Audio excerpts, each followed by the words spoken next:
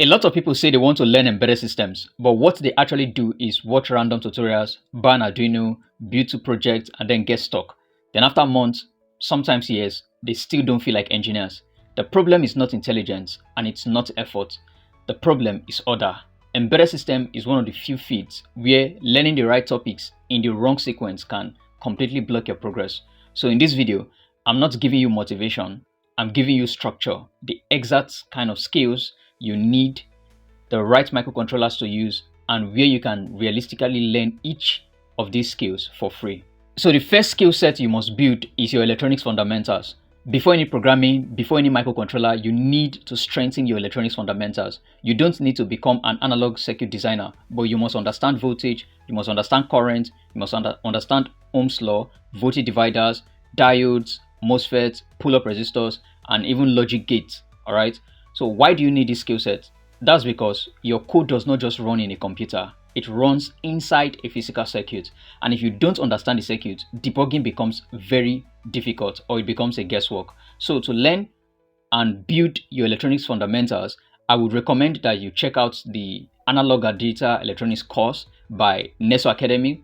I would display the playlist here as you can see on screen, or you can check out All About Electronics and check out the Analog and Digital Electronics course and watch, learn, experiment for free. Alright, so don't rush this stage. Don't rush this stage. This is where the real understanding begins. Strengthen your electronics fundamentals. And let's move to the next skill set that you need. So the next skill set is to master C programming, but not software developer C. In embedded systems, C is used to control memory and registers directly. So you should focus on things like pointers, bitwise operations, and memory layout. That's because you are not learning C to build apps. You are learning C to change voltages inside a chip. And a good way to start your C programming journey is to check out the free C programming course by NESO Academy here on YouTube. And if you want to get a deeper understanding of C programming, of things like memory, then you can check out the Harvard CS50 course on YouTube to master your C programming skills. Now, this is the part most beginners avoid: register level microcontroller programming. Here, I will recommend that you start with the ATmega328P, but don't use the Arduino libraries like the digital rights to control it. No. Here, I would want you to study the datasheet of the ATmega328P so that you can learn things like DDRO, ports, timers, interrupts, ADC, UART. Learn how to read the datasheet so you can understand the register and you can directly control the hardware, which is the ATmega328P, without using any Arduino library. And this is what makes you a very good programmer. Why? Because you write more efficient code and code that runs faster on the hardware. And if you want to get started with register level programming, I have an Arduino register level programming on this channel. Although it's not that comprehensive enough, it's been a very long time I did that course, I can still recommend an entire playlist on advanced Arduino programming that can help you learn register level programming. So you can check out the SM Training Academy to watch a series on advanced Arduino programming. It will help you to build your register level programming skills.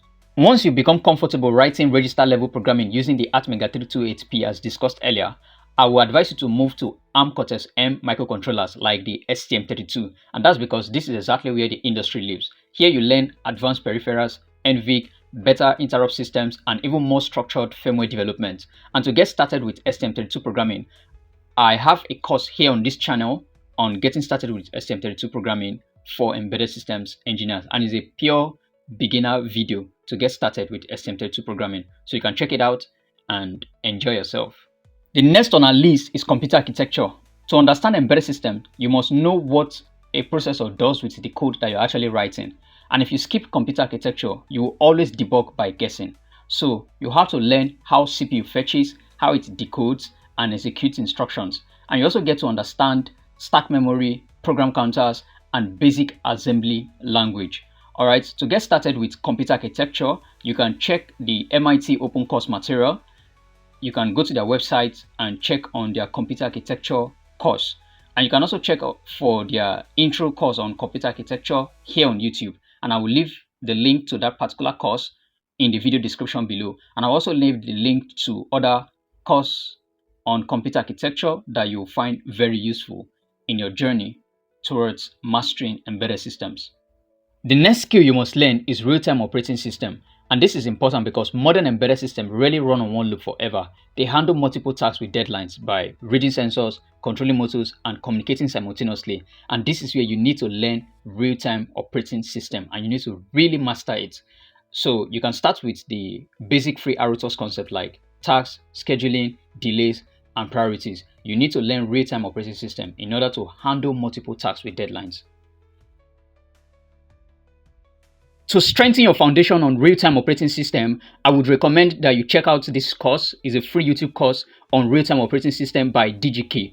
It's a very good course, and I believe it's going to strengthen your understanding of real-time operating system. And an ESP32 was used to teach this particular course. And if you have not used the ESP32 microcontroller before, if you are still confused about how to use it, you can check out my ESP32 video at the top right corner on how to get started with ESP32 microcontroller. And once you are done with that, you can come back to this particular playlist on real-time operating system by DigiKey, and you will understand real-time operating system because it's a very good video.